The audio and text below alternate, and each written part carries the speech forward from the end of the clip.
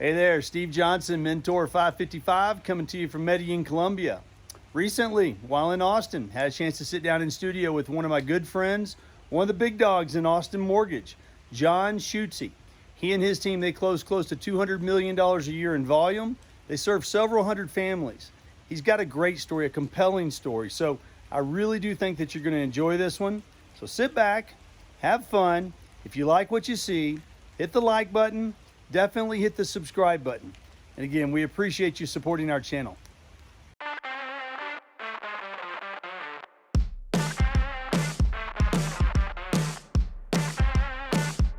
All right, John Schutze, how are you, buddy? Oh gosh, I'm honored to be here. I'm honored to have you, man. Thank you so much. Yeah. I know that our listeners are going to be in awe and inspired when we finish this up today. But it's exciting to have you on. But I'd like to touch on a little bit about you and your family.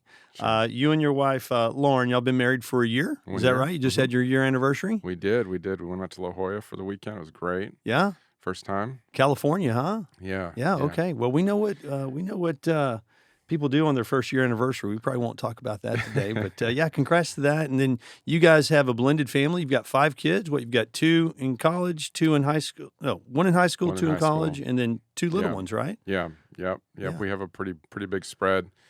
I brought 4 to the table, and Lauren has a beautiful daughter who's our youngest. Okay. And, we you sometimes see people have sort of like two my older kids I kind of see as kind of one sort of generation, and then we have a 7 or 8 year old girls together, and so we're raising them as kind of the second wave. Okay. And it's neat to have the opportunity to have that perspective. Yeah. I always I'm an oldest child. Okay. What's your birth order? Yeah, oldest, number 1 of 2. Well, I don't have any stories about having a rough childhood, but the truth is, as a parent, you're kind of learning things on that first kid. Yeah, right. And so it's kind of neat. Sometimes I they're feel teaching fortunate you, right? to have, in this case, 5 opportunities to fine tune my skills of, how I'm sort of being with my kids. So how do those kids fine tune you to be prepared for the mortgage industry, right? I mean, we know what that's like. So you've been in it for like 20 years, is that right? 20 years. Since 2002? Okay. 2002. Okay. Yeah. And you and so let's get into that maybe here in a couple minutes on what it's like being, on balancing family with 5 kids. I think that our listeners would really enjoy hearing that. Me with 2, it's hard enough, and they say that you play zone on 3, and I don't know what you play when you have 5, right? But so you're with Lone People, and you recently moved over to them not that long ago, right? Yeah. I'm somebody who's moved to several companies. Sometimes I've sort of made myself wrong about that and thought that maybe there's some sort of that's not a good thing to do. But what I've realized is usually when I moved, I can say with one or maybe 2 exceptions. I mean, I'm not even sure how many comes in, but maybe 8 over the last 20 years. 8 different companies. Maybe it's 6 or 7. I don't know, but I'd have to count them. But it's been a few, and with maybe 1 or 2 exceptions, it always went, well. I reached a new goal after the move. I mean, the move was something that worked out well for me, and so I'm kind of one of those that, kind of thinking through it and trying to think, well, is there something wrong with me? Why, some people stay at a company for 10. Well, there is, all of us, right? But some people can't stay with companies for 10 or 15 years. Yeah. And that's great. And I, probably I don't know, if I had to average this, probably every 3 or 4 years, I've moved, sometimes quicker, sooner than that. And so I thought, I was like, well, is this a problem? And what I realized is, and I think this is true, I don't have any data on it, but if you look at even like CEOs of companies, they often move around. And I think for me, what it is I'm always up for a new challenge. Okay. When I reach a certain level, or goal, or accomplish a goal, watch out, because I'm probably going to make a course correct or make a course change. Okay. And I think that's a pretty cool attribute to have, and be goal sort setting. Goal setting is big for you.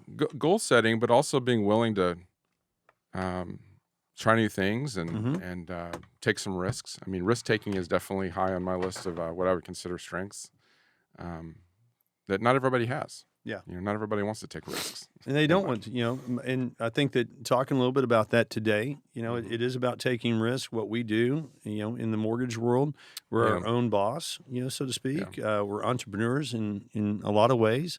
And, I would say, maybe some of the things that we'll talk about today, and one of the things I think that we should really touch on is your recent success, which isn't just it's not like you're a, Right. Fly by the night, all of a sudden you're doing 600 units and, what did you do to lead up to that, right? Sure. What got you there? But, on my notes, I think you had, last year, 2021, you had like over 500, you had 573 units. Is that right? 517? That's real close. 180, 190 million. Mm-hmm. 2020, real similar to that, Mm-hmm. and I'm sure, with you and your team, you have a team of what, 6 or 7 of you on your team? Is that right? When we hit those numbers, we were about 10 or 11. Okay. We'd grown to that, and we've pared down a little bit, like a lot of folks, and so we're running right at 6, I believe. Okay. So okay. Well, I don't And you're with believe, your but brothers, right? You have Yeah. two brothers that Yep. are on your team, Yep. right? Brought my 2 brothers on a Okay. few years ago, over the years. I mean, really, it was this big refi boom we went through. As we were Yeah. ramping up, I started working with my brother Rhett. He came on about three or so years ago. I'm terrible with timing. Okay. Or time, but and You got here on he's time been today, amazing. so. I got here on time well, I can be somewhere, but Yeah. thinking back. Okay. And then my other brother Sam joined us after that, and it's been we can go into this, but it definitely is a lifelong dream of mine to work with family. Okay. I always wanted to be entrepreneurial in some way, and part of that was because I wanted to have a business with family. Yeah. And give.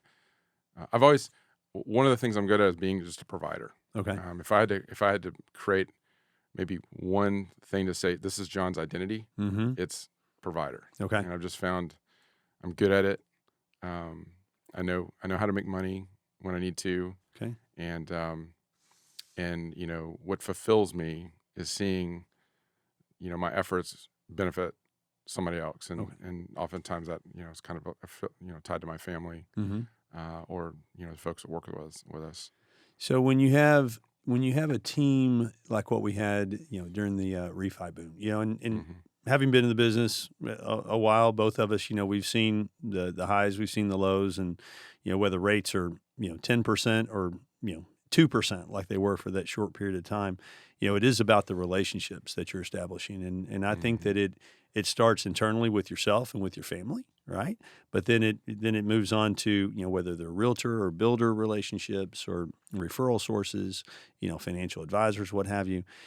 Hearing you say that you've enjoyed being the provider, is that something that you had early on in your life? Unpack that for me. Is that and where does that come from? Well, great question. It did start very early. We all kind of grew up in whatever environment we're in, and we kind of make up stories about life, and we, oftentimes you observe your parents. And, what I saw with my parents, I feel like I have to say, my father's passed away and my mother's thankfully still alive, and I love them both. Mhm. So it's kind of, they're amazing people. But there was some struggle. Mhm. There were some financial struggles.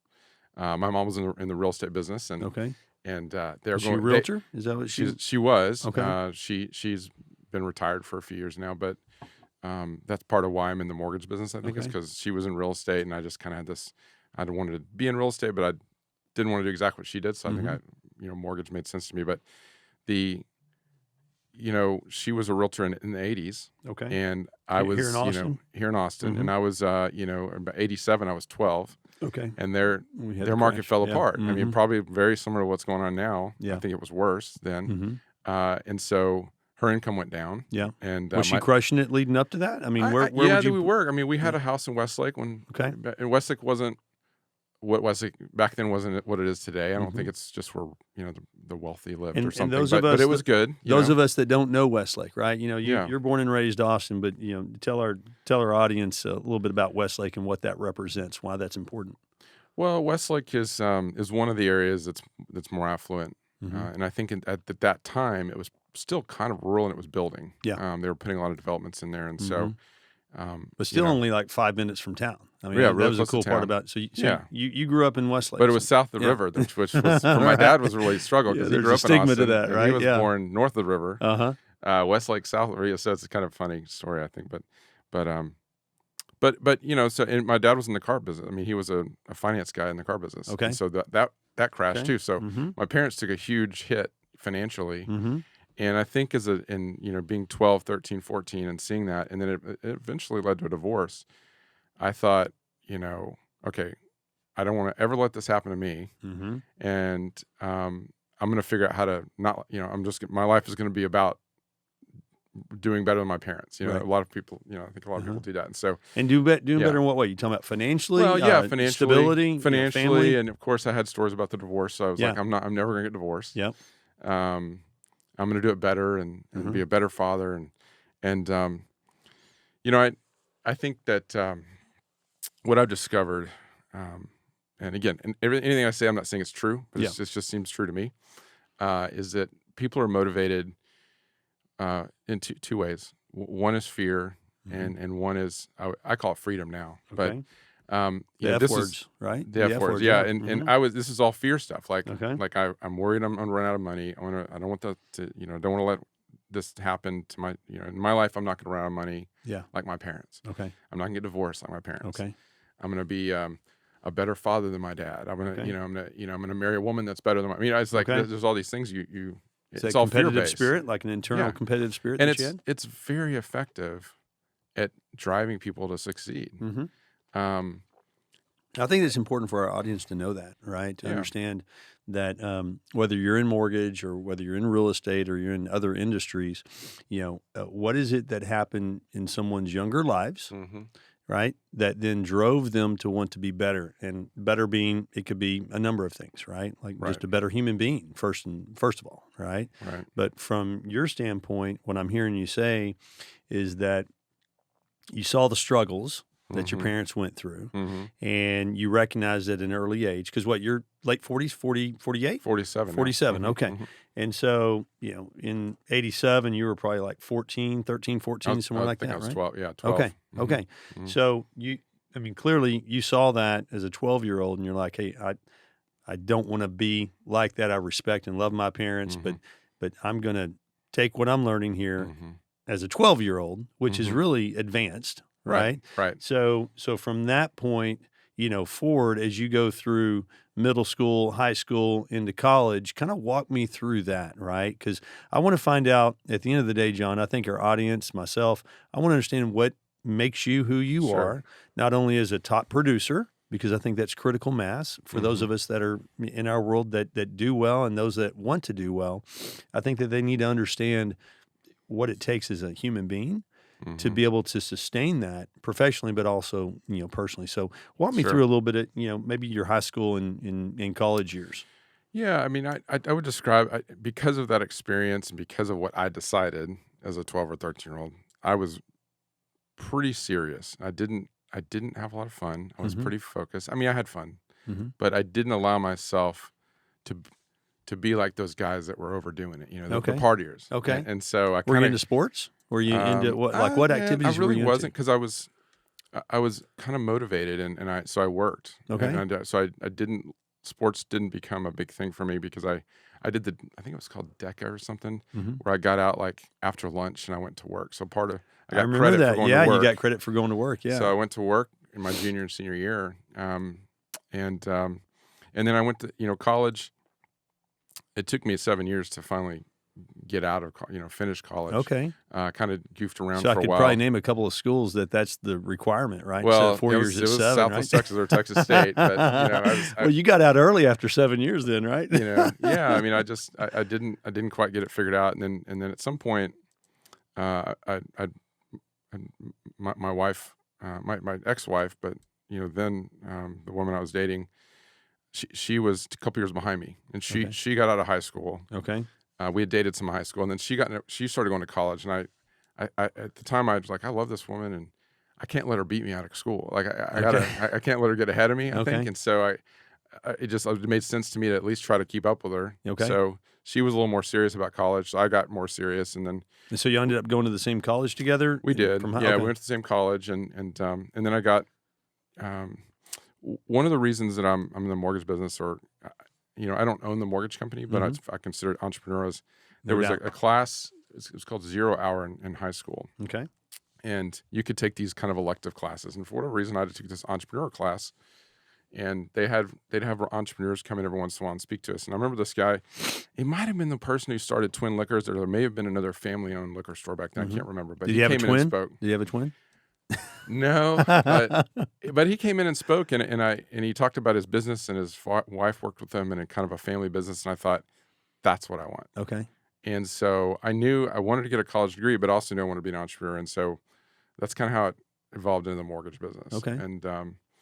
And so you've been in it for 20 years. You're 47, so 27.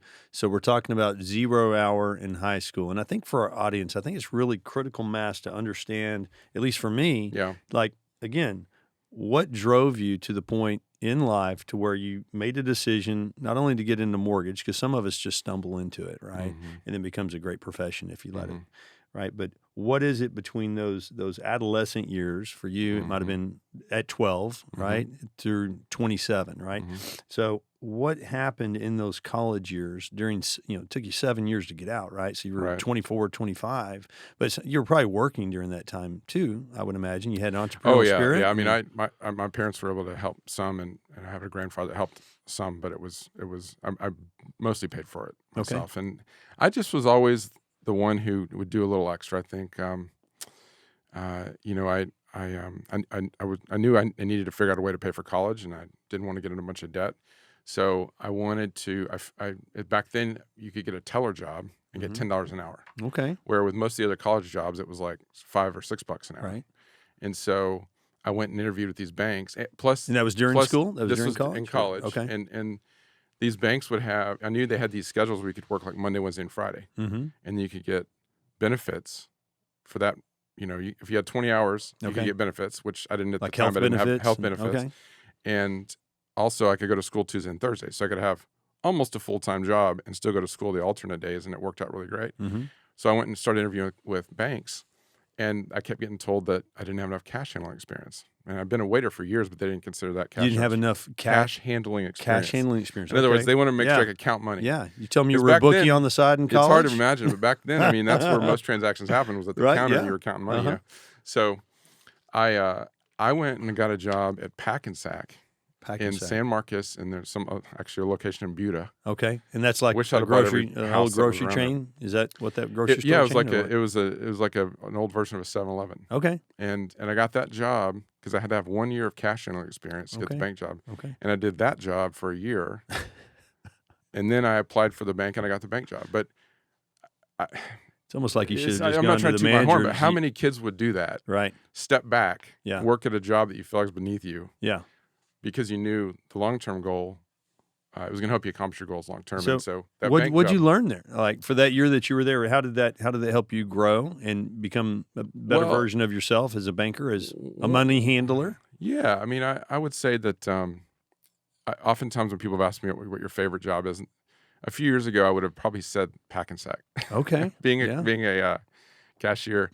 But back then, again, it was different. It was in Buda. It was a smaller town. It was a lot more, now I feel like you go buy a Coke and you give them your credit card and your earpods are on, you don't even talk to the person. But back then it was much more friendly, and you had conversations and you had these regulars. So I actually really loved the feeling of, I actually felt like I was serving these folks. Never had anybody pull a gun on you? But I had people drive off the gas. Okay. Yeah, they do. Anybody drive off, with the gas in the gas tank, No, I didn't pull have out that. and then shooting gas everywhere. But I had people would fill up, not come pay, and take off. And a couple times, remember I was in college, I literally ran out, jumped in my car, and chased them. Okay. Did never catch them, and eventually turned back around. But I had that fire in me. Okay, yeah. So it wasn't even my money, but it just felt like it was wrong. Did they have cameras like at the time back then? Where I they don't get the remember. plates? They probably did, but but I think people maybe even today get away with that stuff usually. But that's what I was doing in college, Okay. and so I wasn't doing the frat thing, and I wasn't partying a bunch, but So you're dating, not that I you're had dating your former wife, Mhm. going to Texas State, which was Southwest Texas at the time. For those of us, our friends and audience that aren't aware, I mean, I knew back in college that if you wanted to go for a good party, great time, that Southwest Texas was the place to go. Had good looking women, had the river running through campus. You know, you see people laying out, See, I studying. didn't do all that. You didn't I do just any drove of right that, by huh? them, went to class, went to work. I mean, I've had to come to terms with that. I didn't have Okay. a lot of fun in college. Okay. Because looking back, I'm like, dang, I wish I had. But At the time, you didn't. You were just focused on I what was in front focused, of you, right? and I was You working needed- full time, and Okay. I ended up getting like something close to a 4.0 in the end, and maybe that wasn't terribly hard at Texas State back then, but I got serious. I got Yeah. serious, and I just have always been very motivated, and kind of a deeper level. The what's interesting about that is you play that forward, and then you get it. You work really hard, and you start to meet some goals. And you start to buy a house. You buy a house. What I found is so that fear led me to accomplish a lot of goals. But what I realized is that the people in my life were really characters that I needed to accomplish my goals. Okay. So Leading up to that, those people. well, and I started during as building well? it basically. Okay. And like it started with my Building your ex-wife. tribe, so to speak. Well, Yeah. I mean, my ex-wife was the character that I Okay. needed. She Okay. was the spouse I needed to have the kids, to build the family, so that in my mind, I could fulfill my dream of having a family and being a good father. Okay.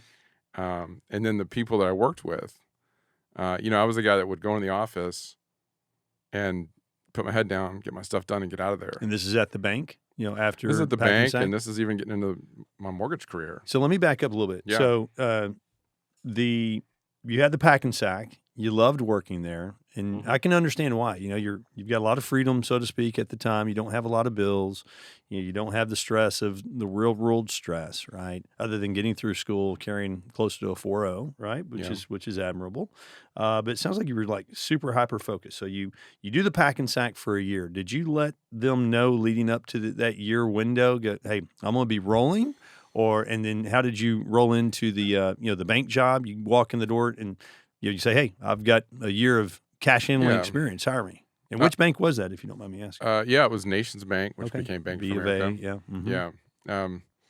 Yeah. I don't remember how straightforward. I mean, I knew I was. I mean, I don't remember if I told them I'm going to be here a year or what, but that was exactly why I was there. That was the goal. to get that Yeah. 1 year of cash Okay. handling experience to Yeah. get the job at the bank. So then you go to work for the bank, and Yep. how long you were a teller? Is that what you were? I was a first, teller, and yeah. became a banker after that. How, Yeah. Walk me through that.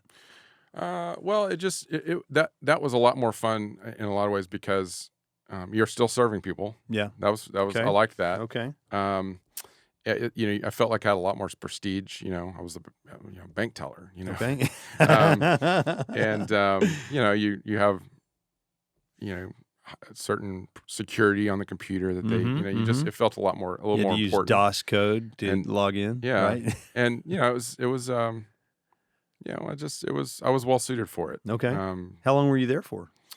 I had to be 2 or 3 years. Okay. The other thing it did back then is it paid for tuition, or it gave you like $2,000 a year in tuition reimbursement. Okay. So you So had it checked a lot healthcare of boxes. coverage. Yeah. Okay. And were you working 40 hours or between that 20 and 40? It was like 30. Okay. Mm-hmm. So you're doing that, going to school full time. Mm-hmm. And so if you're working 30 during the week, then you're probably having to take some night classes, I'm assuming.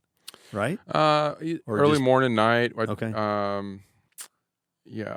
Okay. Yeah, it was. Yeah, but I was also that guy. I'd have 8 o'clock classes all the time. I mean, I loved doing 8 to noon and being done at the rest of the afternoon. And Then you'd worked like the afternoon shift at the bank, and they were working around that scheduling for you? yeah.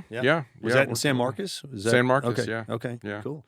So that led up. So you did the teller. Did you roll up into like an assistant manager position or teller manager? No, I never, because I couldn't work full time. I never got into management per se. But a couple of things and when I graduated, when I was getting close to graduation, some of those conversations came up. But one of the things I learned, one of the lessons for me is in that 7-year period, when I was getting through school earlier on, when I was kind of wasn't as serious. I spent 1 year working at NTW Tires. It was NTW. Now it's called NTB. But Okay, it used to be NTW. And I was selling tires. Okay. And that's a commission base. You get, they call them spiffs. But if you sell certain tires, you got more money. And I've always loved that competitive kind of job. Whether I was a waiter and so. But I did that, and I was making like $2,000 a month, which at the time was I had roommates, and I was making more than them. It's funny because I never had any money left over. I was, you can always spend, but it felt like I was making a lot of money. And then my manager, who was kind of one of those bossy kind of managers, kind of had a love-hate relationship with him.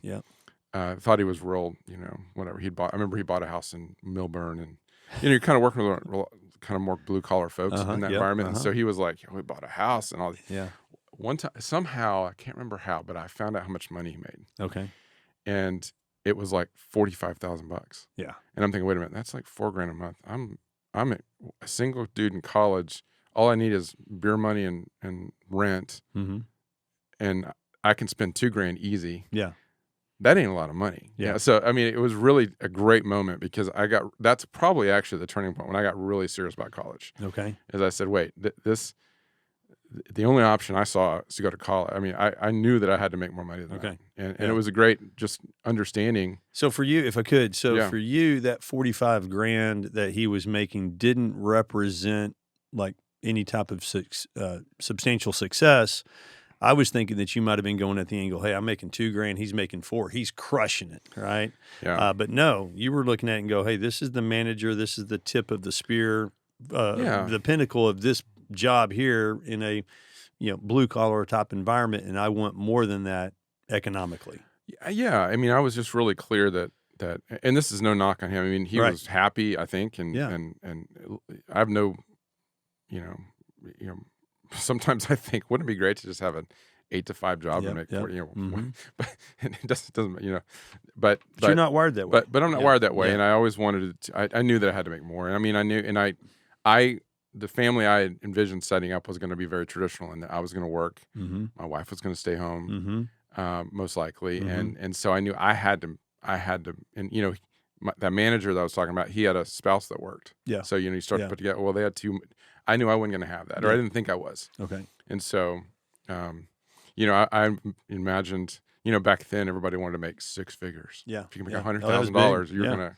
I remember thinking if I could make 60. I remember talking with my best friend, our first years of college, and we're like, man, if we could just make $5,000 a month, we'd be crushing it. Yeah. Right. Well, and some people live a pretty good life even today on that. Well, and that $5,000 then might be, $10,000 now, right? If you just think about, early Inflation, 90s. Yeah. But so then that you transitioned from that world, you started focusing more on college. Okay, I know that there's an end game here. I don't know what it is, but I know that I want to be successful in business and in life. But so how did you get into, mortgage, and what was that first year like?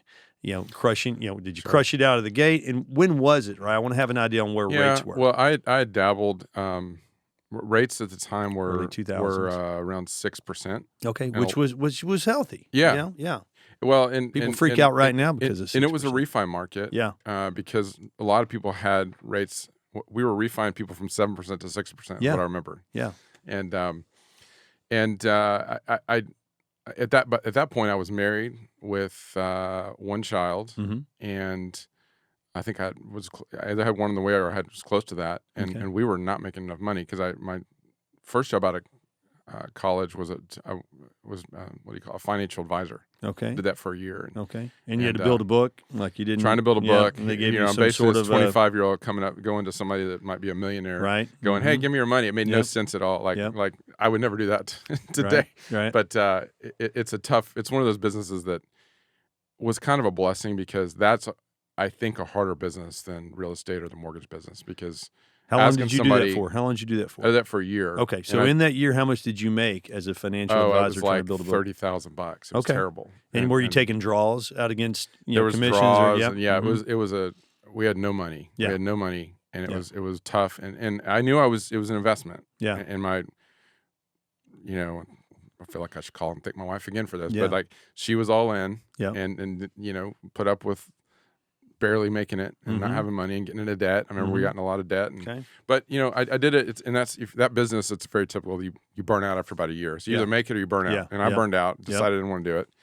Also learned something about myself. And I'm not sure I learned it in that moment, but not too far after that, I looked back and I thought, okay, I never was really comfortable having the type of relationship with my clients that was like open-ended forever. Because as a financial advisor, I mean, that's really your hope, is that you pick up a client and then you and you're through the life of the you get to know them and you know about their kids and their family and their life life stages and I just was never that way. And so what I liked about the mortgage business, you know, just skipping ahead a little bit, is that it's more transactional and you get to know people, you do get to serve them, and it's about a 30-day process, and then they go on down the road. I liked that. And that's, we can get to this later, but it's still something I deal with today. Is I still have that in me today, and I have to really work to build relationships with people that are deeper than something very surface.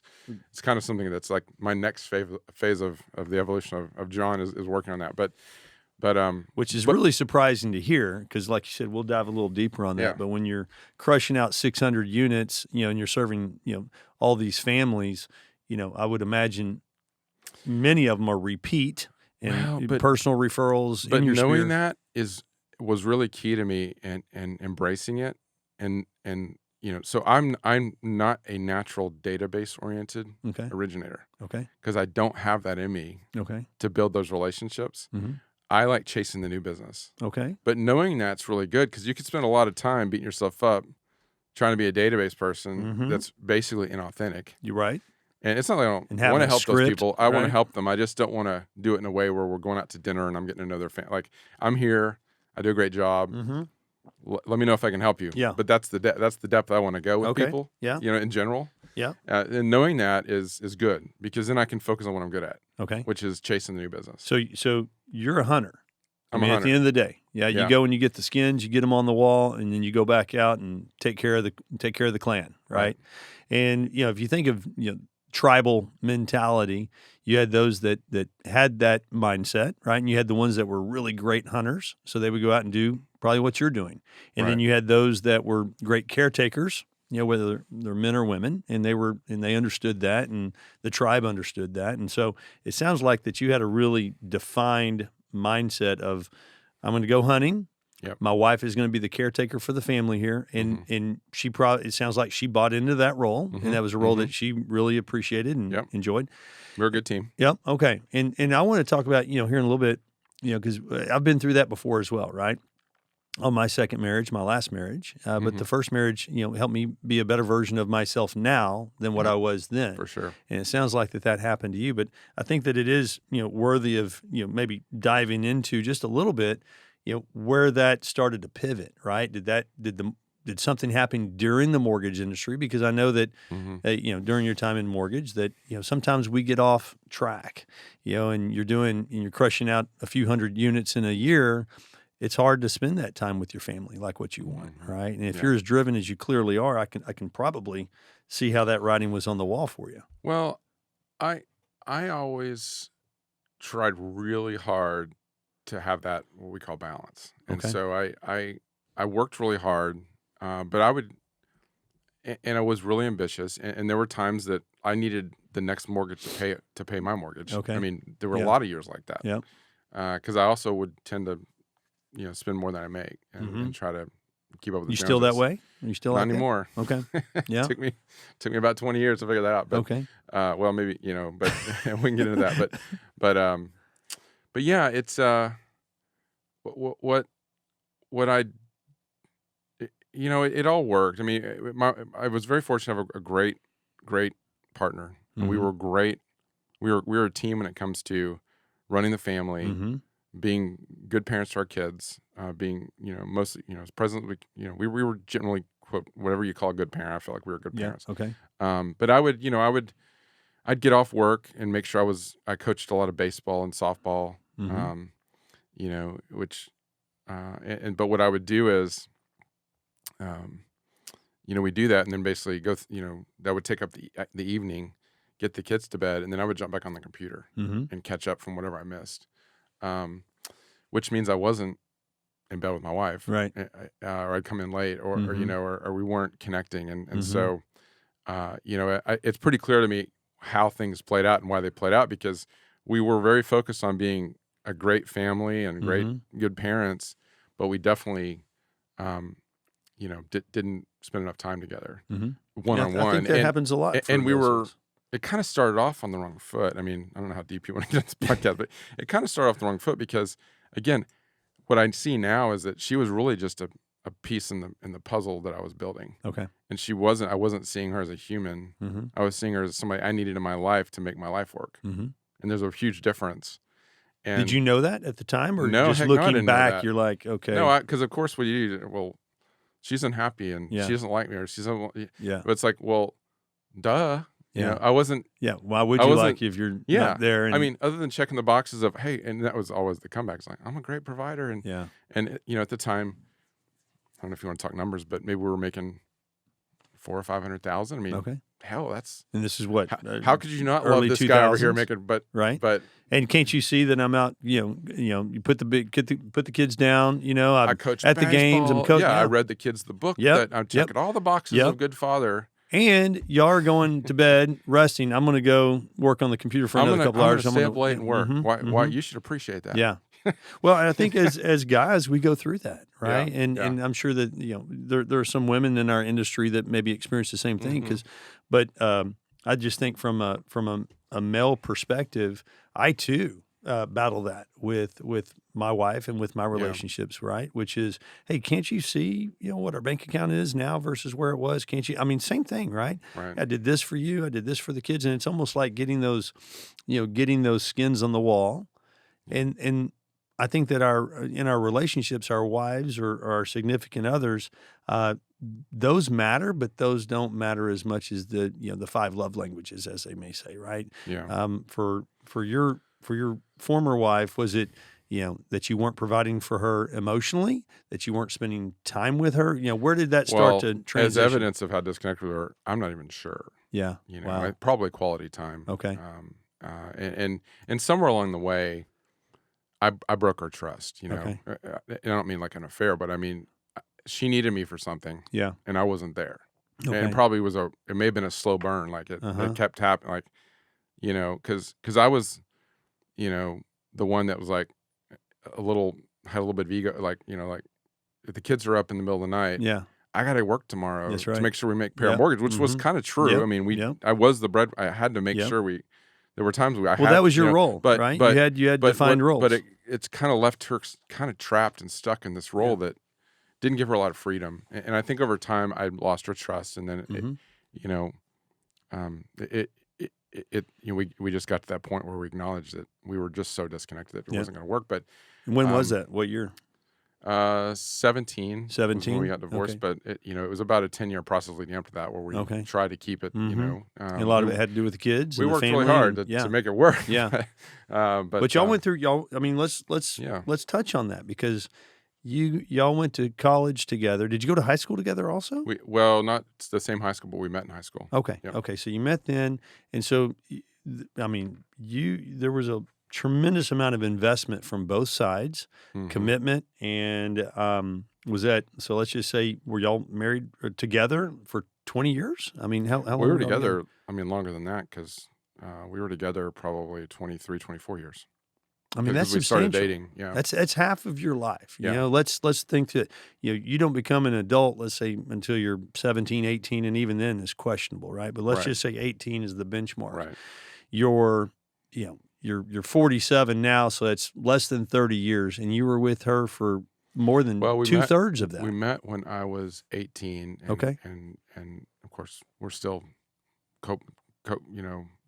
what do you call it? Co-parenting? Co-parenting. Yeah, is that what we call it? yeah. Cooperating? We still work together. Actually, we're really Right. great at working together for the kids. Yeah. But just not married anymore. But yeah. So 18 to when we got divorced, I was maybe 43, 44. Okay. So long time. So Yeah. was it when you went? And I think for our audience, this is important because those of us that are in mortgage understand what you're like. As you're telling me this, I think that a lot of our audience are saying to themselves, "Holy shit!"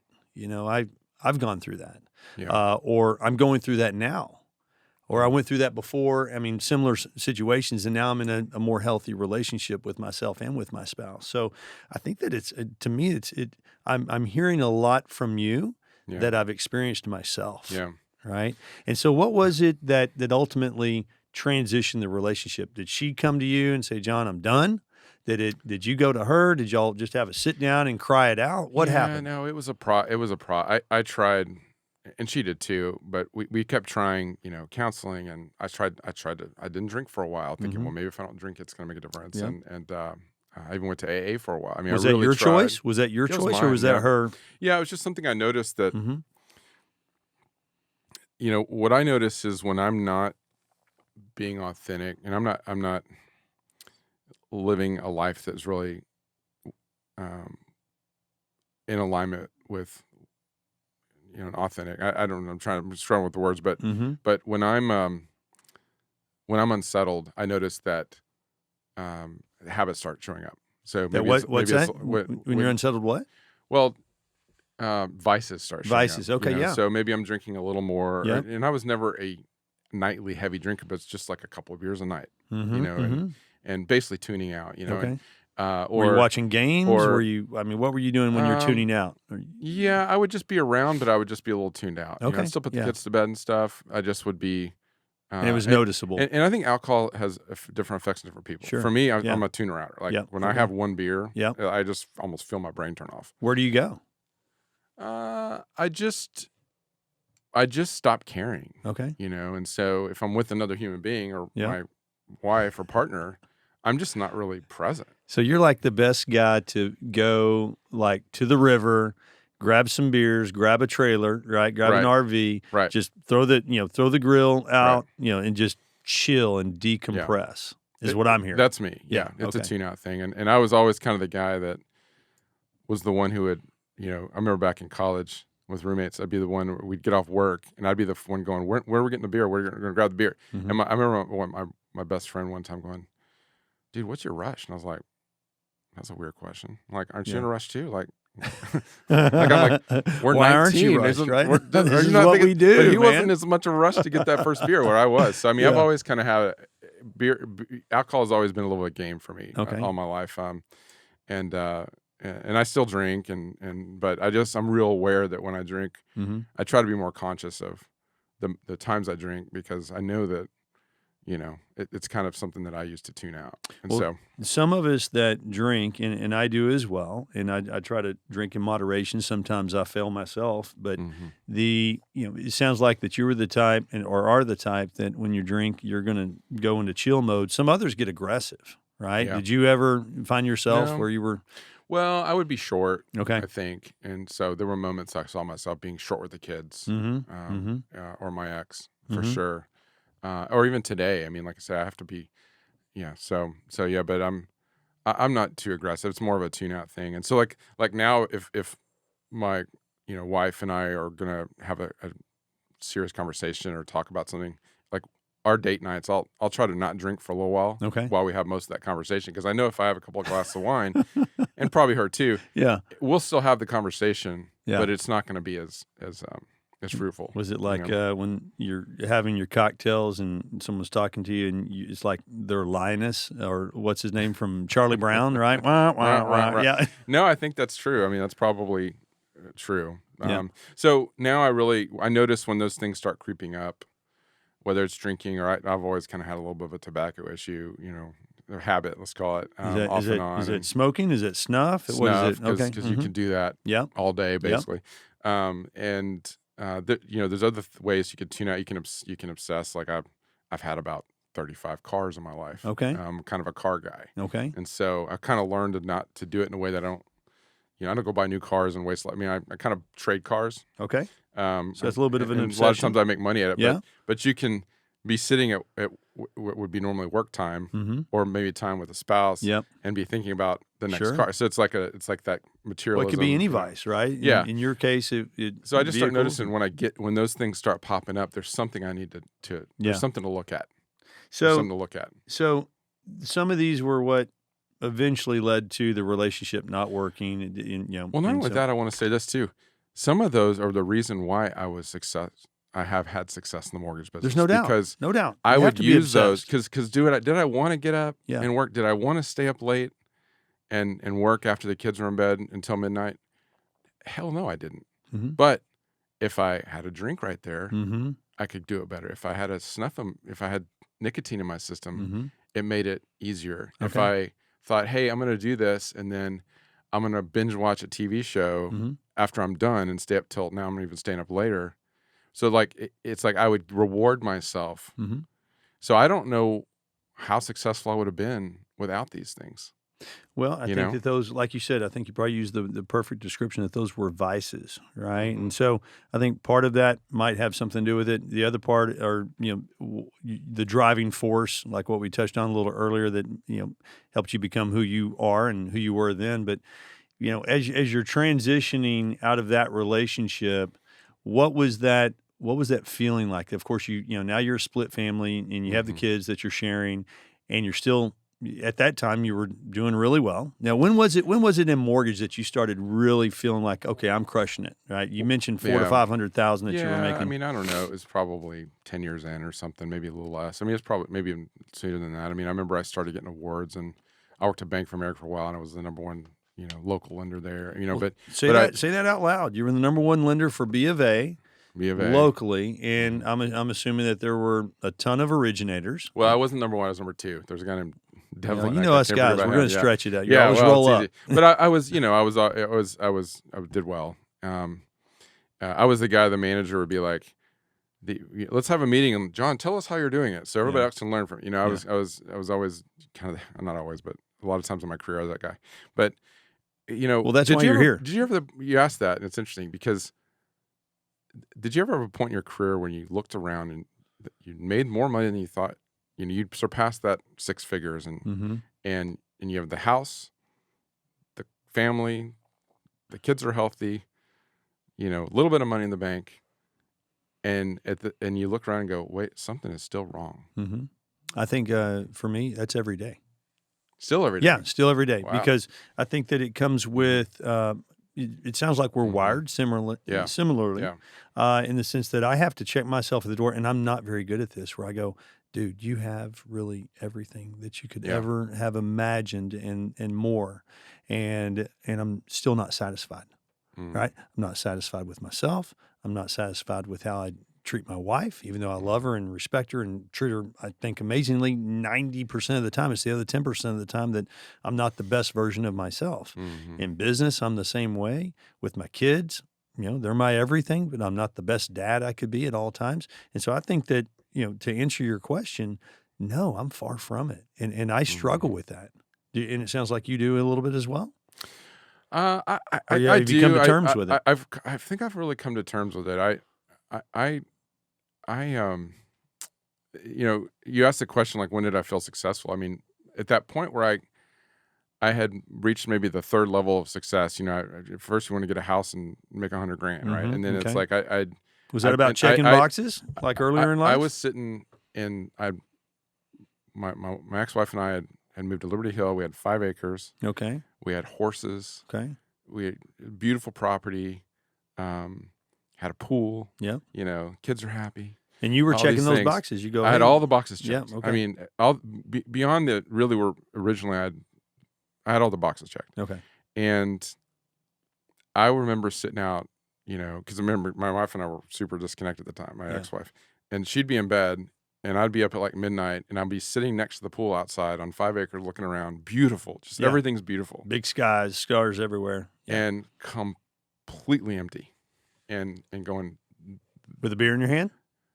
Maybe. Or a cocktail? Well, sometimes that was during that time where I was like, maybe I was trying not to drink. So, but yeah, I mean, it was like, it just completely empty. And it started me on this path, this kind of spiritual journey where I basically, I had a therapist describe it to me, and I'm not prescribing this to anybody because people can stay in that state and be happy and die, be fine, and everything's okay, and it's nothing's going wrong. But for me, I was like, this ain't it. Yeah, this ain't it. Okay. And I basically the therapist used this word like blowing it up. I basically blew it up. Okay. I you just blew it all up. I just unwound it all. Okay. I ended up, long story short, I got divorced, which divorced by How does sort that of- happen though, right? I mean, I know how it happened with like, do you Well- go to your wife and say, hey, this isn't working? Or does Yeah. she come to you and go, John, I'm out? we had a lot of conversations around that time, and we were in therapy, and it neither one of us wanted to make the calls. What Yeah, it was, yeah. and it's like we would do kind of like a little. I would go to a friend's house for a night or two, and I'd come back, and Mm-hmm. like neither one of us, because it really was probably our focus on the kids. Yeah. You can't avoid a divorce having an impact on the kids. Yeah. Yeah. And at the time we had I think my youngest daughter was two, Mm-hmm. I think, and she was kind of the light of our lives, and it was like to imagine that, and again I had the story that I was Sure. I was not going to be like my parents. Yep. And so, I remember that. So it was a Yeah. hard thing to get to, and finally I sit down and said, I had some great mentors, and kind of I would call this one particular guy kind of a spiritual advisor, and he took me through a process, and During that time. and boy, we can get into stories about how I got there, but And I got to this place where I was really quiet with myself, and the message I got was let her go. Okay. Let her go. Yeah. And what I realized is I was still holding on, still trying to hold it all together, Mm-hmm. and it wasn't helping her and it wasn't helping me. Mm-hmm. And so, the next day or that night, I can't remember, but I went talk and say, I'm ready to get a divorce. And then it's funny because it gets a little personal, but she filed the next morning. So she was ready to. It was hard for either one of us. Somebody just had to initiate it. We just had to be, yeah. I had to, we had to agree to be the bad guys. Well, a lot of guys, most guys will hold on, right? And see whether they're, their perception is they're a great husband, great father, provider, what have you, whether they're completely faithful, whether there's a ton of infidelity, whatever there is in between, right? Yeah. Women, from what I understand, right, once they've made the decision that they're done, they're done. And a lot of times something is happening in their lives where they go, okay, I can now transition because, if you're the caretaker, they need to feel like they're being taken care of, right, in one way or another. Well, yeah, and I mean that's true. Like, and I had to get real clear with myself that I was trying to be this great husband, but I was done. Yeah, I really was done. Yeah, and I just wasn't able to deal with that reality. Yeah. Well, it's not an easy one to deal with. And you mentioned, and I think that's, I'd like to maybe dive in a little deeper on the mentoring that you mentioned. You had someone in your life at that time. I mean, that's what this program and this audience is, what they're searching for, what they're looking for is, in my opinion, the opportunity to say, okay, what did I learn earlier in life? What am I learning now? What can I teach? What have I been taught? What people have entered my life that have helped me be the better version of myself? So tell me a little bit about that individual that you said that was a mentor, and maybe touch on a couple of others that really helped you become the better version of yourself, or maybe some that helped you pivot to go a different direction because of what they shared with you, what they taught you. Well, I've had a coach. I kind of latched onto the idea that a coach would be good for me pretty early on, and so I've had a coach early on in mortgage, business life coach. Okay. What I find is a lot of times people are called business coaches, but it's equally about life. Yeah. And some people just call themselves life coaches, and it's life and business. But it's early on I got involved with by referral only back in the day, which is still around, but out I of San Diego. Yeah. I did so the Joe same thing. Stumpf, he used to have these 3-day seminars and stuff. And I got did you have the sheet that had like the squares on it, the green and the red? And I never, I had that. I have that somewhere still. What do they call that? But and so, and so I had like Be a coach raving assigned advocate. to me. I remember that was one of them. Raving advocate. Yeah. Yeah. And now, so it started with that, and then maybe pivoted to a couple other industry like Todd Duncan. That today is still pretty big. My brother actually is doing Todd Duncan, but at some point, maybe 10 years in, I actually got a hired one-on-one coach. I hired a one-on-one coach, and were they local or was it digital? He was local, and what I did is I talked to a real estate broker here in town. I won't mention who it is, but I was like, you seem like you have a pretty good life, and we started talking. Somehow we got into she has a coach, and I said, well, who's that? And so I called him, and his name's Rafe, and he started working with him. And when was that? That was probably 2000. 13, 14. Okay. Maybe, somewhere in there. And he And helped forgive me real quick. Yeah. You went through divorce in 17. Yeah. So in 13, 14, and you mentioned in 012, that's when you really started crushing it. Yeah. So was that desire to have that coach, did that build up from the Joe Stumpf to the Todd Duncan and go, man, I need more. I need something more personal that's not a program per se. I need someone who can maybe be my accountability partner and a life coach. I mean, what drove you to that particular? I don't know. The idea of what he would do for me was probably more around business planning and accountability. Okay. But what it turned into was much more about life. Okay. And he helped me through that process of getting honest with myself. Like, what was that? What was that financial commitment? Right? Was it monthly? Was it annual? Like $1,000 a month. $1,000 a month. Yeah. And do you feel like that $1,000 a month that it paid you back in spades? Oh my! I hope he's not. I'll probably tell him to listen to this, but he should have charged me a lot more. Yeah. And I just don't think that's not who he is. He's not. But yeah, when you really look at it, it changed my life. Yeah. And look, I feel like this could be a 10-hour podcast, right? But I've had to come to terms with like the saying, for me, the divorce, while it was hard on all of us, on the other side of it, and what came out of it is being, instead of doing, I mean, if we're talking about just business side of it, and this was never the goal or what my vision, but what came out of it, the freedom I got, and it was that instead of doing 150 units, I was able to do 600 units for a couple of years, and this is going to be a down year, and I don't know how many units, but I know about, our volume will be still around 100 million, even in a kind of a crappy year. So it allowed me the freedom to build this team that has paid back spades, not just to me, but the what I've been able to offer to my kids and who I am, and not being this scared, fear-based person that wasn't you didn't know who I was, to being able to be present. Anyway, it all having a coach was a key part of that. Okay. And not everybody has to go through that. Not everybody has to go through divorce, but just having a coach help you just stay present, I would call it. A coach / mentor / like you said, life coach. So that was Rafe. So it sounds like he was your first real professional, profound mentor from a leadership perspective, not so much as a producer, but more as just from the human side. Right. Right. Okay. So before that, who were your mentors in your life that led up to that? Was there someone or a couple people that just really jumped out? A lot of people will say their dad or someone close to them in their family. Yeah. Well, my dad, and I mean, there's my dad certainly had a great influence on me. I wish I'd have realized that before he died. Because when did he pass away? He passed away in oh gosh, told you I was bad with dates. I think it was about 12. Okay. Okay. And he, but yeah, I mean, really, in my family structure, my grandfather was the one that was he was the greatest generation guy that had become wealthy. So he was the matriarch, so to speak. Was he on your mom's patriarch. side or patriarch? Okay, yeah. Well, on he was your on mom my or mom's dad's side, but so you call him matriarch. I don't know, but he was, and he had helped financially with my mom, which helped me, and I mean, I knew that he played a part in kind of helping us survive, really. Yeah. Okay. And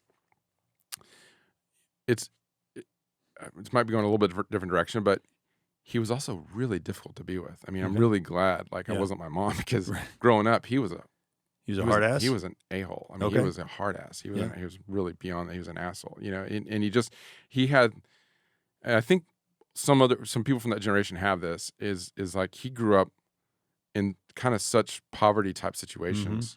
He's got his own story. I think from him, when he was around 12 or 13, his home burned down, and they were in rural Mississippi. Okay. And when your home burns down in rural Mississippi back then, you don't have much. Yeah. You are literally have the clothes in your back. Yeah. And you have to go to the neighbor and ask for charity, which I think today people don't see that as a huge thing. But back Right. then, They're really proud. it was a Mhm. huge, Yeah. a huge. He was probably a gut war punch. veteran, I would imagine. He didn't. Yeah. He didn't go to the war. Go to Okay. war, but I think he was in the service or something. Mhm. But he that was what I think drove him. Okay. And that was his "I'm never going to let this happen to me" story. Yeah.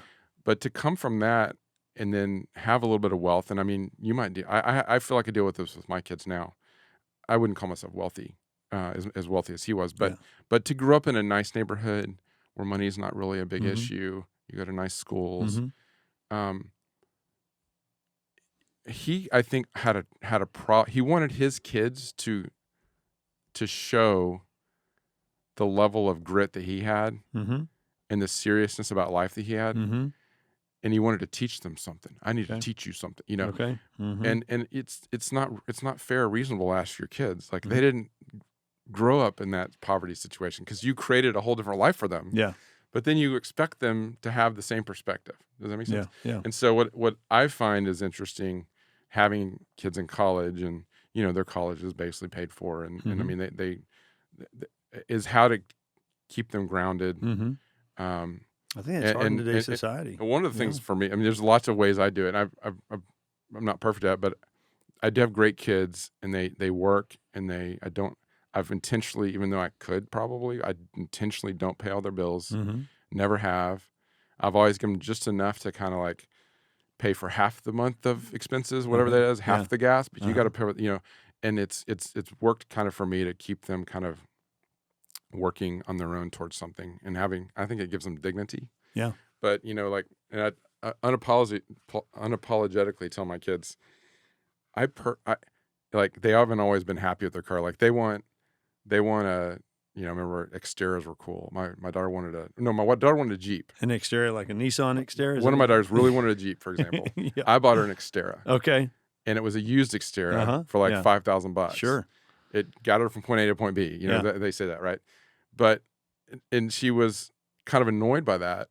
But I was like, I don't want you to be happy with your car, Yeah. because I want you to want to figure out a way to buy the Okay. nicer car. And so you feel So- like that you got that, some of that from your grandfather, right? You recognize that, and you, like you were saying, Well, he was a hard ass in a lot of ways. What I but- saw is that what I saw in the end is that he was doing his absolute best to take care of his family, Mhm. and the way it showed up is he never quite figured out how to relate to people. I think Mhm. Mhm.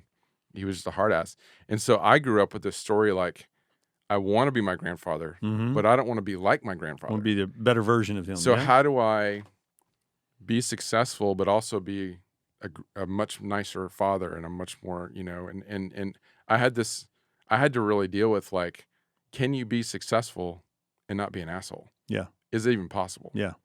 Yeah. And I still sometimes look at that, Okay. you know, consider that. And I think you can, but having a coach, Mhm. having maybe a spiritual practice, Mhm. having something to keep you grounded, Mhm. is important. So what spiritual practices are you involved with? Like, what are you doing? Well, Have you tried ayahuasca? that's on my list. Okay. That's on my bucket All list. right. Absolutely. It's everything as advertised and then some. Yeah. We'll get you down to Columbia and get you Yes. something real raw and organic. I'm great. I'm going Great. again in December. Did it in June. I Going definitely again in want to do December. that. Yeah. Okay. It's definitely on my list. I believe in it, even though I haven't done it yet. It's plant medicine, man. You know? The you know, I meditate. What's interesting about spirituality is it's hard to describe. A lot of Yeah. times it's really hard to describe, Yeah. but I just know what I do and it works. Mhm. You do any? Have you done anything herbal wise? You know, in mushrooms? Have you like anything Well- that you help, like a Well, psychedelic that what takes might you be there? helpful is to figure out my spiritual path, which is you know, you have to wake up at some point. Okay. And for me, the wake up was the divorce Mm-hmm. and the aftermath of that, Okay. and having to really deal with the pain that I had put other people through, Mm-hmm. based on my decisions, and own them. Okay. Like, think hey, that's- I created all this, and I Yeah. created this quote great life, and then I tore it all apart. Mm-hmm. You know, based on my decisions. There's a funny Sometimes there's that's a funny needed, though, story. John. You know, Yeah, well, sometimes you no, need it that. is. Yeah. Well, and that's why I say, I mean, I now help coach people through this, Mm-hmm. and it doesn't have to be divorce because that's just my story. There's other ways you can go through this process. Yeah. But most people are generally happy not going through it. Yeah. But they're generally happy. Yeah. And they're probably, they may not be healthy. They may be great healthy. They're not, but they're generally happy. If you want to, it gets a little heady, but if you want to kind of wake up, in like a lot of people talk about the movie The Matrix. Yep. It's like something has to wake you up. And for me, that process was, I remember this is kind of a funny story. I mean, talking about real estate. Do we have time? Of course. Yeah. No, we're good. So after I divorced, I ended up renting a house. So you know how sometimes when you're unsettled, you go back to whatever you might consider home, right? And so we had to sell the 5 acres and the horses, and I had to look at my daughter in the eye and tell her we're selling her horse because we couldn't afford it anymore. It was so many tough moments. And I ended up, through circumstances, there was a house for rent in my old neighborhood. The house that we owned before we went and bought the 5 acres in Cedar Park. Okay. And, it's funny because before we bought the 5 acres, and basically I was, like you said, we were actually pretty generally happy, but I had to have more, right? But at that house, before we sold it, we had like 50% equity in it. We were on a 15-year mortgage. We were on track to be the, paid off. Yep. And then we went and bought the 5 acres and blew a bunch of money and got a divorce. It's like funny. So I rented the house next door to that house. So I used to own the house next door. I'm renting the house where next door. y'all had lived. Yes. So it brought back a lot of memories. It was maybe in a way you not wanting to let go of. It was so interesting how it happened. The bedroom of the house I rented was on the corner of the house that faced the house I previously owned. And my bed, when I was laying on my pillow at night, looking out the window, I would look into the kitchen, and there's a ceiling fan that I had hung in the kitchen of the next door neighbor's house that I used to own. Okay. So I'm laying in bed, that's where you lived with your wife. Divorced. At the time, I had a lot of guilt about the divorce because I was the breadwinner, and she was going to have to now sort of start over. Yep. That I had given her. We didn't have a lot of wealth, but I gave her everything we had. Yeah. I took on all the debt that we had, and I had agreed to and this isn't tooting my horn, it's just what I did, but I agreed to a level of spousal support that was, I didn't even know how I was going to pay for it. Right. But I figured it out. But my attorney was even like, are you sure you want to pay it? I was like, I just had so much guilt about it. Okay. Knowing, so I'm laying in bed with no money, tons of debt. This is 17. And I'm looking out the window at the house I used to own next door. This and 5 years I'm in a ago, rental man. house. Yeah. Yeah, this is only, yeah. And there were, laying in that bed at night and dealing with that, there were nights I wasn't really ever suicidal, but I thought about it. I thought, well, that might, maybe this, crying. And then sometimes I was laughing. Did you have life insurance? Was that part of the, you're like, okay, I can kill myself. My girls will get $1 million or whatever it is. Yeah. She'll get, okay. Yeah. And I never got super close, but I at least considered it. Okay. And sometimes I was just laughing hysterically at the situation. I mean, it just all these emotions and what that process allowed me to do with the help of a coach. And the type Which of I love coach that you keep coming back to that. Yeah. Right. I think that there's a tremendous amount of value in me hearing this from you, even you verbalizing it for yourself, that just continues to validate the importance of having somebody, whether it's a life coach or a mentor in their lives, helping give them direction. Absolutely. Yeah. And reminding them of who they are, whatever that means, right? I mean, a lot of these things, it's like, what does that mean? Well, you have to go through it, I think, sometimes. But what he helped coach me through was realizing that part of what I was letting go of is the idyllic, like these roles I had for myself of being a father, of being a breadwinner, of being successful, of being a son, I went through a process where I let go of all that. And I got to the, who is John? Got to the core and what of does who you John are, want? Not what is the 13-year-old who observed his parents run out of money and was trying to be better than them. Get rid of that. Sometimes people call it completing the past, but it's like I got to the point of I'm laying in bed here. I'm 43. I'm basically at nothing. I have nothing. I'm on the edge of bankruptcy and just not caring. And some people might call it a hitting bottom. Okay. Some people, this happens, they get hit by a bus, Okay. or they lose a leg, Yeah. or they go through cancer. Right. So there's different ways that Sure. people, this process can happen for you, or they're somebody close to them dies. Yep. But for me, this was my process. Mm-hmm. And when I got to that point where I had nothing out, I just saw myself as like, just, shed all those identities. Mm-hmm. I started to be able to go, okay, instead of making decisions based on fear, what do I want? Like, there's nothing else I could really lose at this point. Mm-hmm. So what do I want? Okay. And what was it? And what I got Was there to an aha moment? and I was even ready to leave the mortgage business. Okay. I was ready to be the guy that was anti-mortgage, as weird as that sounds. Okay. I started going, okay, mortgage is from the Latin word, is actually death pledge. Okay. And I'm like, what's a death pledge? I'm helping people it was bizarre where my head went with some of this stuff. Well, when you go through a divorce and transition, like your head will go. I was going to do a podcast about how to I was going to be like the next, what is the guy that helps people get out of debt? Dave Ramsey? I was going to be like the next Dave Ramsey talking about how people pay their mortgage off instead of getting a mortgage. It was the weirdest thing. I was going through. You had made that decision after you were like completely broke and bankrupt at the I had time, even right? said, I'm letting go of being a mortgage guy. Yeah. I'm going to open it up and be like, what do I, and so, but what it allowed me to do is realize, hey, I actually really like the people part of the mortgage business. I fell in love with the mortgage business. Okay. And I started doing it because I loved it again. Through that discovery. Okay. Uh-huh. And I stopped trying to be the best father, the best husband, Mm-hmm. the best friend. Okay. Not even trying to be the best mortgage, but I just started doing what I loved, and it happened to still be the mortgage business. Okay. So I kind of fell back in love with it. Yeah. And what ended up happening is, people started showing up Mm-hmm. and wanted to jump on my boat. I think that's important. The other man. thing is, I had a team of like 15, and at that point I had like me and a processor who, thank God, she didn't quit on me. Yep. Mm-hmm. And she worked in the living room, the house I rented at the time, because I didn't have an office. Yep. I was, so to go from that, Yeah. to, doing 600 units in 4 or 5 years, Mm-hmm. the only way I can explain that is that I went through that process before that.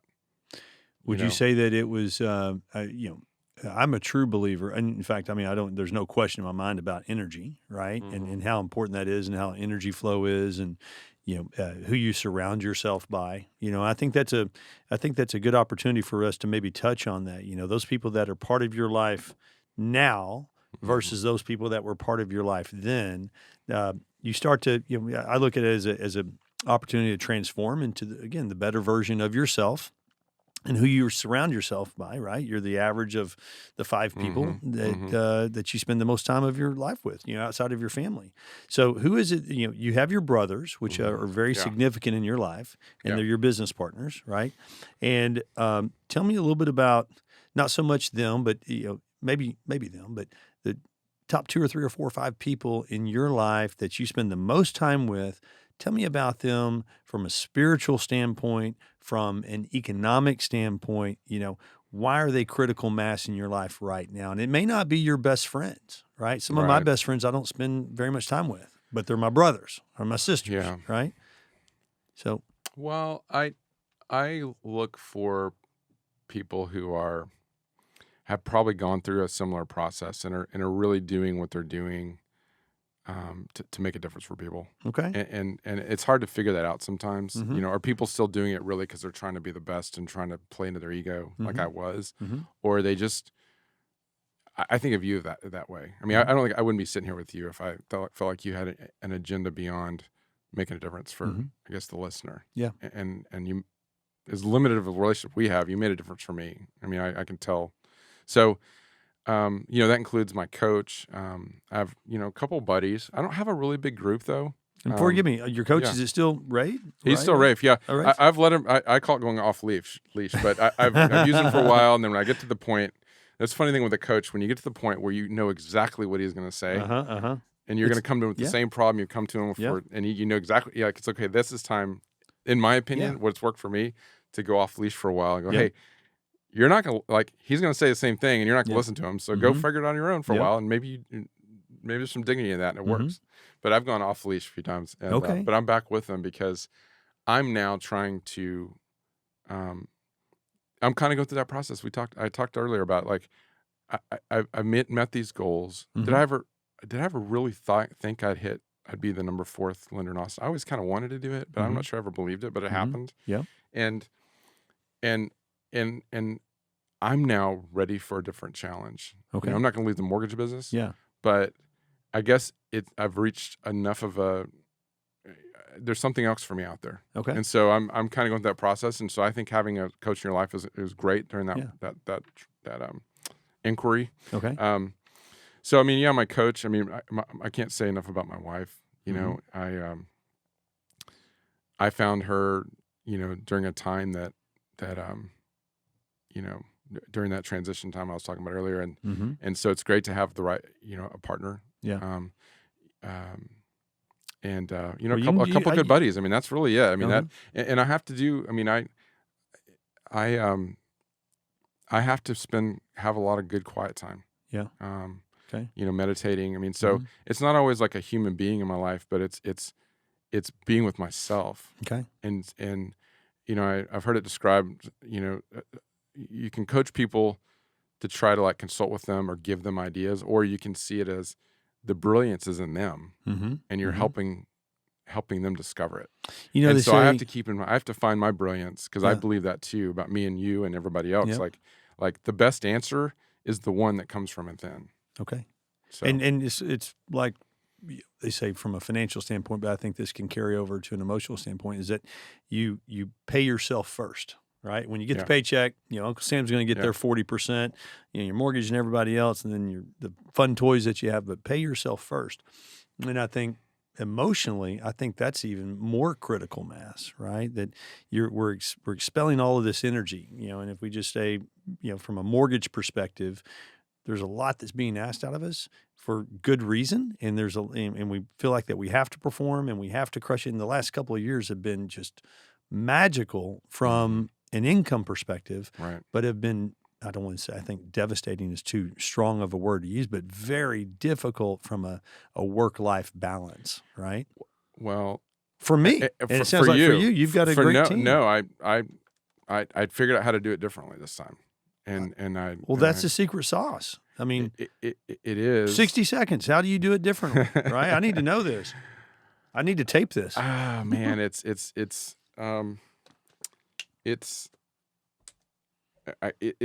how do you say that, right? It's definitely about having the right people. I have to give credit to,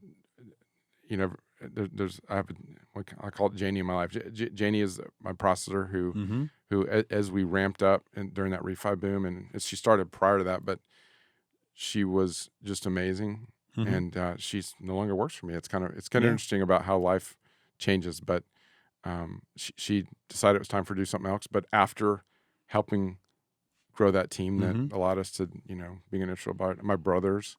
I mean, I think you're almost working with family is really magical. It can be. It can be. Yeah. You're right. I mean, I worked with my brother Rhett at least twice before that didn't work out. Yeah. But part of the reason it works now is because my ego is I don't have the same. I'm just not the jerk I was, and I can see and give him the space to be who he is and have some dignity and at the office and for him at to the office. And so I'm a different. He just says like, you're a whole different person. But I mean, when you figure it out, it's really neat. I mean, you see a lot of family businesses that do really well, and then sometimes they don't. But I love working with my brothers. I love working with family, and the other folks on my team too, of course.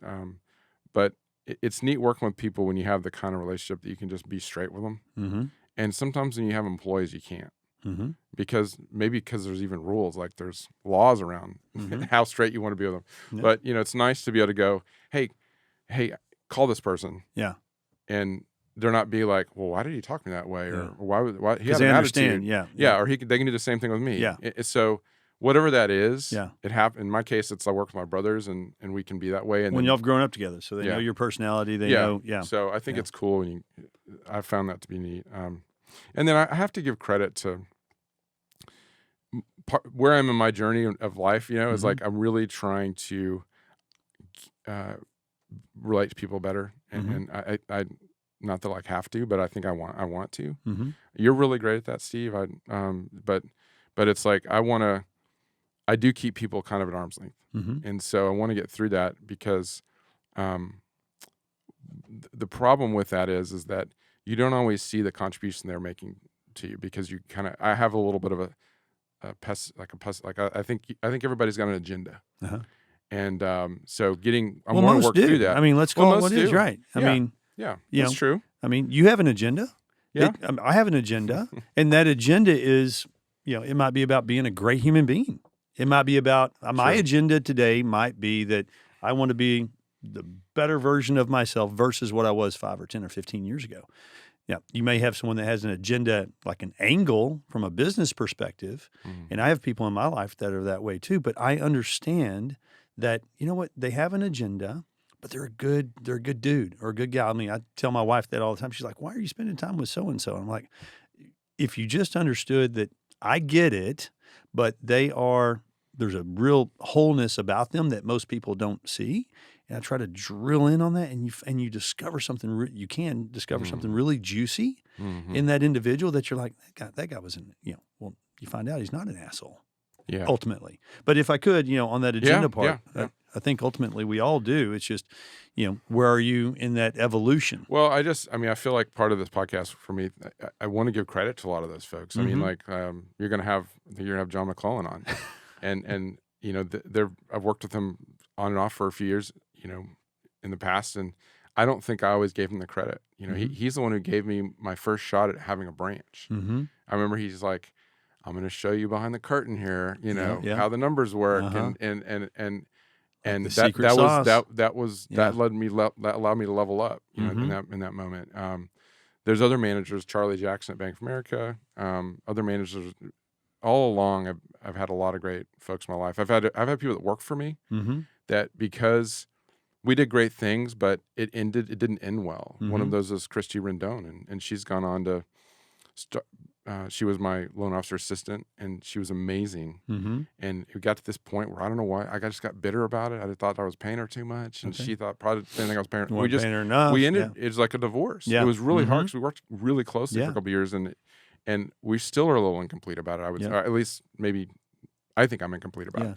But she's gone on to start her own mortgage practice and doing amazing. She's doing amazing. She's an amazing bird. But so there's lots of people on the way that have given me credit that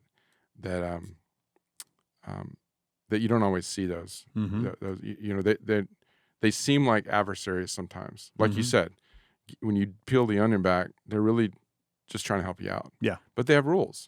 And it's sometimes like, they're there you got to for do a it my reason, way. too. I'm going to help you, but here's the way we're going to do it. And it seems like they're adversarial, but they're really just trying to protect themselves too. Yeah. Right. Well, and I think that, in that sense, that we're here for a reason, right? People come into our lives for a reason.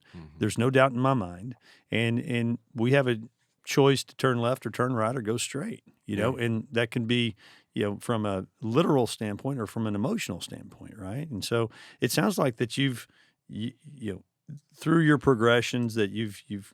I'm not going to say that any of us have ever come full circle, but you're getting close, right? Yeah. And you had mentioned to me prior to our visit today that that you're going to be moving into another chapter of your life. You're not going to be spending as much time originating, and you've got a great team in place, and you have great systems in place. And I think that's important for those of us that are in our world. Someone like myself, that I always think that I have to be in the trenches, and you are you're a perfect example of, hey, if you build the system and you build a great team and you're a good human being and you're good to your partners, in your case, your brothers and your loan assistants and your marketing, your head of marketing, that you can have a system that will work, without you having to be there. And so what's next? What's next and what's your end game? Yeah. I wouldn't say I figured out the end game yet. I was... what I'm spending more of my time on lately is coaching, and what that looks like a variety of things. So far, I haven't been paid to coach yet. Okay, but are you coaching people here in Austin, or are you like coaching people is there a system? It could be anywhere, really. How are you nowadays promoting with technology? I'm not yet. I haven't quite figured out how I want to do it, but I want to spend more of my time. Okay. Helping Coaching and people mentoring? through whatever if they have a challenge, and not everybody needs help, but if they do, I want to be there to help them. And you're not talking about just mortgage; you're talking about No. life coach. Yeah, life coach. Okay. So I'm kind of building that practice and my skills around that. and continuing the mortgage business. Work with my wife, runs a real estate team, kind of helping her out. So just not so, totally focused on building a mortgage team, just kind of spreading out a little bit and seeing what that. And it's interesting. I've seen people do this. You've seen this probably, where like they reach some sort of pinnacle in a business and they just like drop off. Well, we're not going to drop off. Yeah. Schutze Brothers is, like I say, we're still as a team going on, but that individual sometimes kind of like goes off and does something else. And that may be kind of my story. Yeah. Where it's like, I may not be super involved in mortgages.